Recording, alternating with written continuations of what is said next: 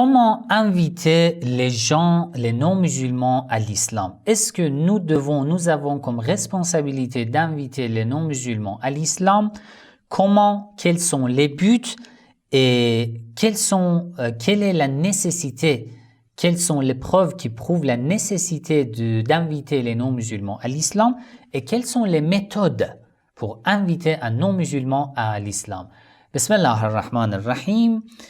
Chères sœurs, chers frères, assalamu alaikum wa rahmatullahi wa barakatuh. J'espère que vous allez bien.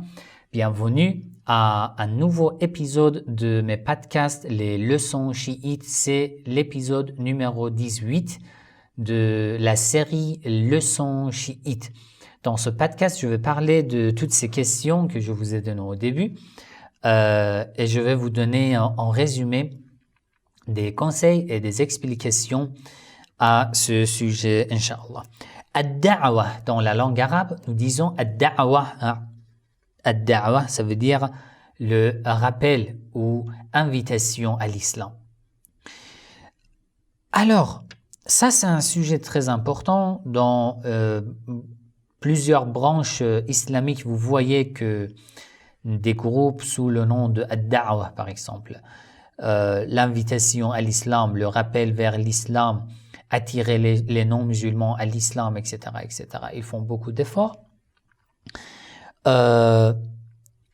Maintenant, je veux vous donner des conseils à ce propos. D'abord, est-ce que nous avons réfléchi pourquoi nous devons inviter les non-musulmans à l'islam?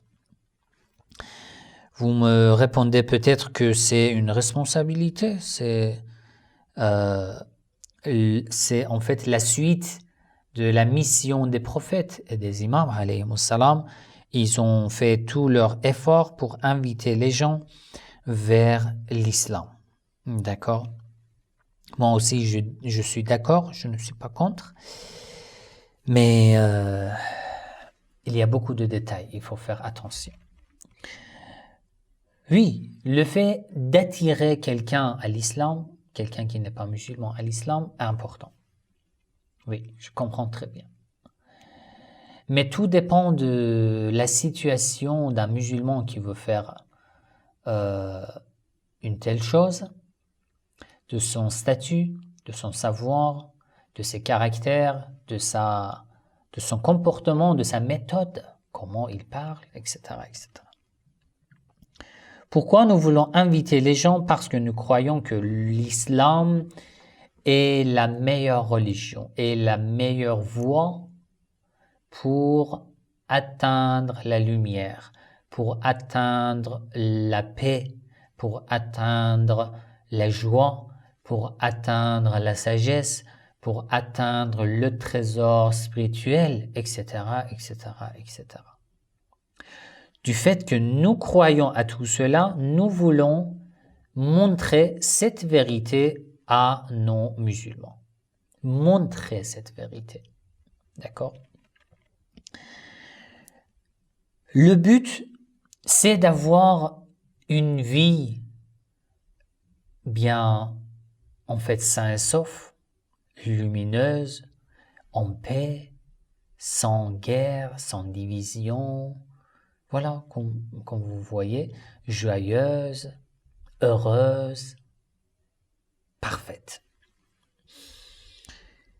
La nécessité, nous croyons que, c'est nécessaire, c'est indispensable, parce que le seul chemin vers Allah, c'est l'islam. C'est ça la croyance de la majorité.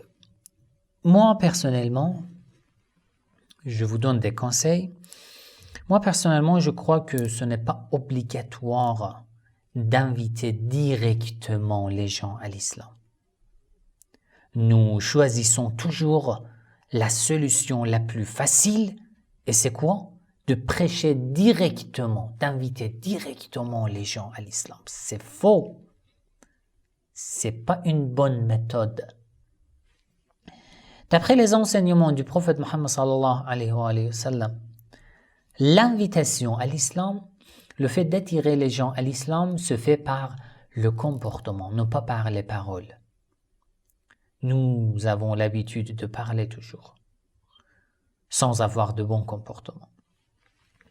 Si tu vis dans une ville où il n'y a pas de musulmans, il n'y a aucun musulman, et que tu veux inviter les gens à l'islam, tu dois d'abord leur montrer la beauté de l'islam. La beauté de l'islam. Comment tu peux leur montrer la beauté de l'islam? Par ton meilleur comportement, par les nobles caractères, par la gentillesse, la miséricorde, la beauté de Dieu. Avant que personne ne voit la beauté de l'islam, elle ne peut pas être attirée à l'islam. Tu dois lui montrer la beauté. La beauté dans ton comportement. Après, la sagesse. Le raisonnement. Tout cela sont nécessaires. D'accord? Alors, le fait de commencer, par exemple, beaucoup de frères et sœurs m'envoient des messages. Oui, ça y est, je suis en train de discuter avec des sunnites pour les attirer vers le chiisme. J'ai besoin des preuves, j'ai besoin des réponses, etc., etc., etc. Ou beaucoup de personnes m'envoient des messages. Oui, ça y est, je suis en train de discuter avec un chrétien, avec un juif, etc., etc. Je veux des réponses. Je veux l'inviter à l'islam. Ce n'est pas une bonne méthode. Désolé. Ce n'est pas une bonne méthode. D'abord, c'est quoi? C'est un meilleur comportement. Puis, c'est le savoir. Si, personnellement, je ne suis pas encore convaincu par beaucoup de préceptes et de bases islamiques, comment je peux inviter les non-musulmans à l'islam? Et j'ai déjà pensé à ce sujet. As-tu déjà analysé toutes tes bases et tes croyances et que tu as été convaincu et que maintenant tu veux inviter les non-musulmans à l'islam? As-tu déjà argumenté pour toutes tes bases, tes principes islamiques et que maintenant tu veux les montrer aux autres, à non-musulmans ou non? Certains d'entre nous, nous sommes nés musulmans avec des parents musulmans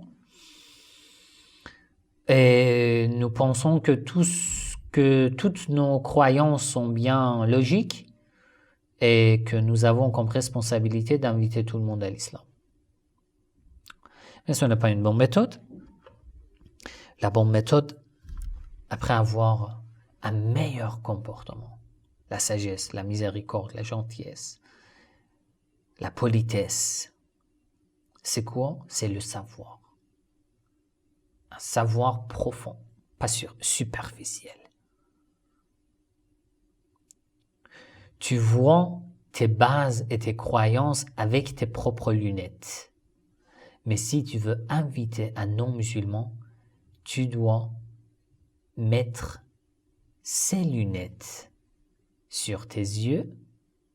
Après, réfléchir à sa place pour pouvoir comprendre comment tu peux parler avec lui. C'est important. C'est une erreur que beaucoup d'entre nous faisons cette erreur en parlant avec les autres, avec les non-chiites ou avec les non-musulmans. Et c'est grave. C'est vraiment grave. Un autre conseil, la plupart d'entre nous sommes habitués de parler avant d'écouter.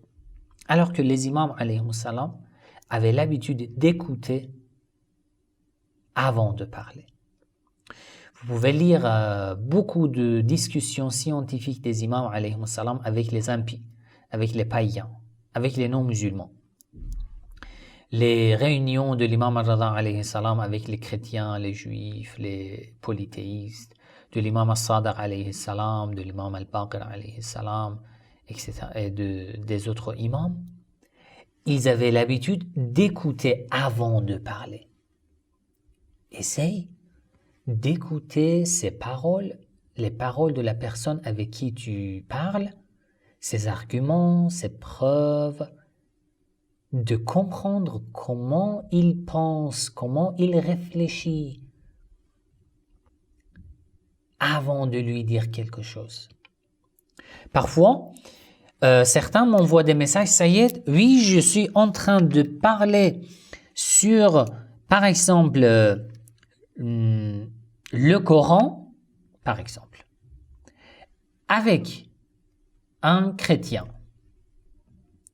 Je veux des preuves pour démontrer que le Coran est un miracle. Vous voyez? Quelle est ma réponse? Je leur dis, mais s'il vous plaît, ce n'est pas une bonne méthode. Avec un chrétien, tu ne peux pas parler du fait que le Coran est un miracle. Tu dois commencer de la base, de l'unicité divine, des attributs de Dieu, de l'existence de Dieu, après de la prophétie du prophète, après de la révélation, de l'infaillibilité du prophète, et à la fin arriver au fait que le Coran est un miracle. Nous commençons, au lieu de commencer par les racines, on commence par les branches. C'est une faute, c'est une erreur. Ou il m'envoie des messages, je suis en train de discuter avec un wahhabite sur, par exemple, le mariage temporaire. Mais je lui dis, s'il vous plaît, s'il te plaît, ce n'est pas une bonne méthode. Parler du mariage temporaire avec un sunnite. Tu veux lui donner des hadiths, il ne croit pas à tes hadiths. Tu veux dénigrer ces hadiths, les hadiths de ce wahhabite, il n'accepte pas. Alors qu'est-ce que tu dois faire? Tu dois commencer par la source, les racines. Tu dois d'abord démontrer l'authenticité des hadiths des Ahlul Bayt alayhimus salam, des sources chiites, et après, à la fin, arriver au mariage temporaire. Vous voyez? Ça aussi est un conseil très important. Un autre conseil très important, s'il vous plaît.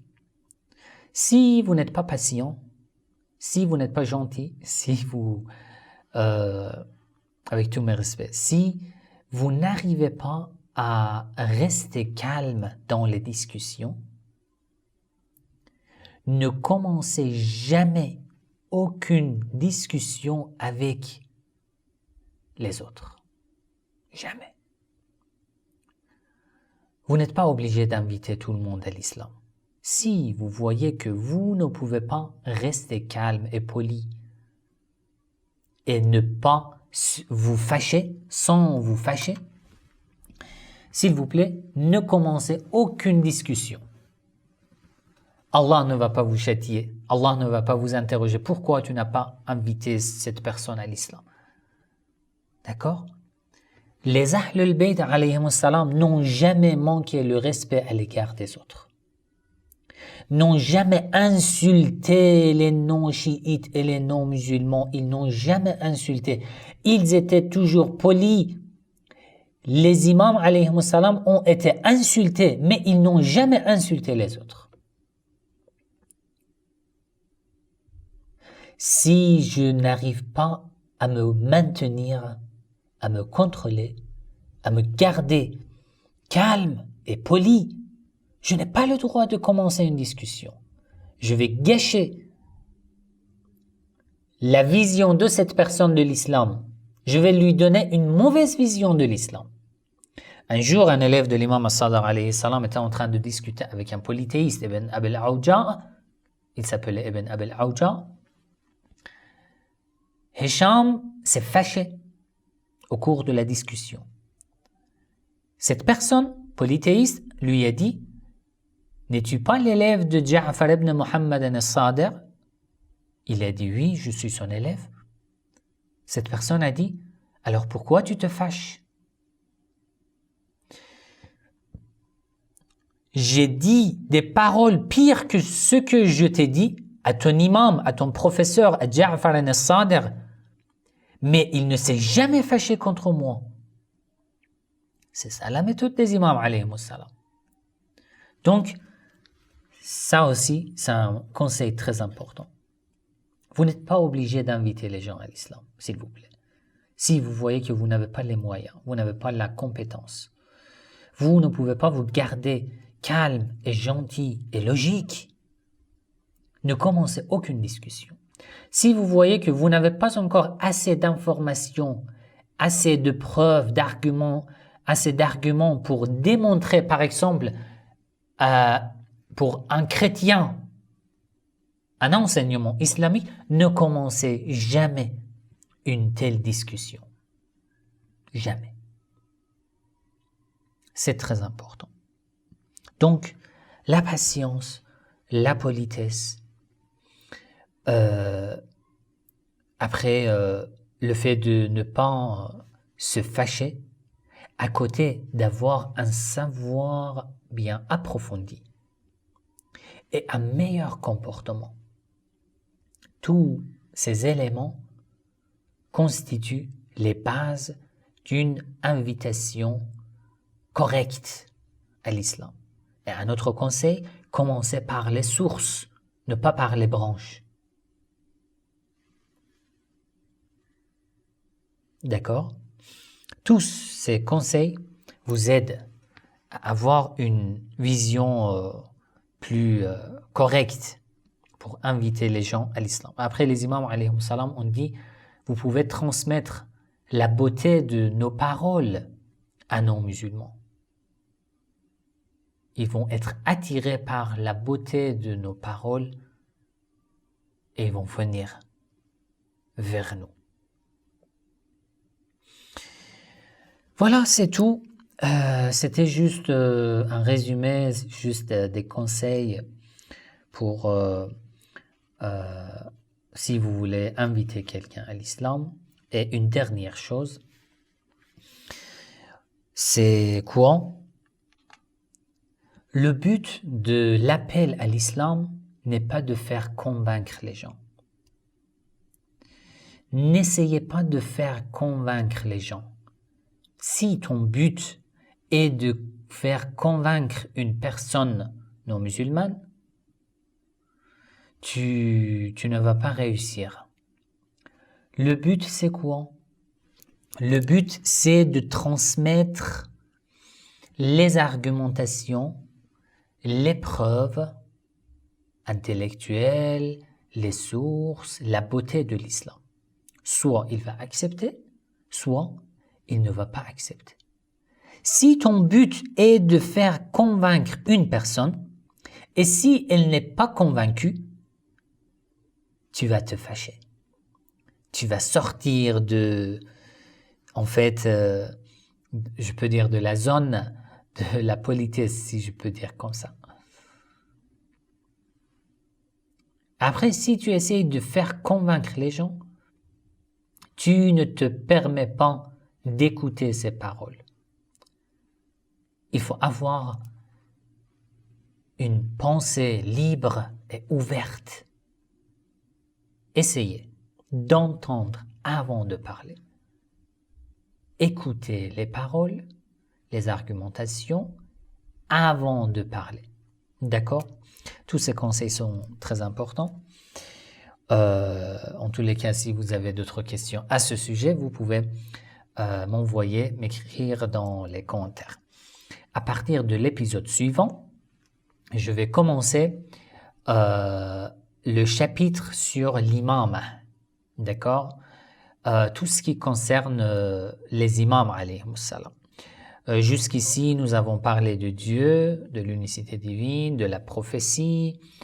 Et à partir de l'épisode suivant, Inch'Allah, je vais parler de l'imam, de l'infaillibilité des imams, des attributs des imams, l'obéissance aux imams, l'amour des Ahlul Bayt alayhimus salam, notre croyance sur les imams, le nombre des imams, sur l'imam al-Mahdi, sur al-Raj'a, le retour des imams sur terre à la fin des temps, sur les taqiyya et encore beaucoup de sujets importants dans ce domaine. Alors, si vous avez d'autres questions sur la prophétie, n'oubliez pas de les écrire dans les commentaires de ce podcast. Si je vois que vous avez encore beaucoup de questions sur la prophétie, je ne vais pas fermer ce chapitre.